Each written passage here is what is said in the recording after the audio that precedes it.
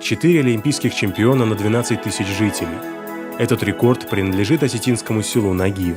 Северная Осетия ведет свою историю от Аланского царства, которое существовало с 9 по 13 век в предгорьях Северного Кавказа. Аланы приняли христианство в начале X века, еще до крещения Руси.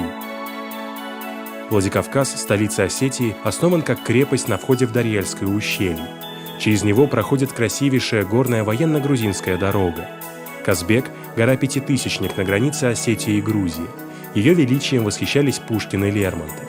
На гербе республики изображен кавказский барс, исчезнувший в прошлом веке из этих мест. Зоологи пытаются восстановить популяцию хищника. Символ Осетии – памятник герою эпоса, богатырю Уастырджи в Алагирском ущелье. Знаменитые осетинские пироги – обязательное блюдо на Джоргубе, традиционном осеннем празднике в его честь.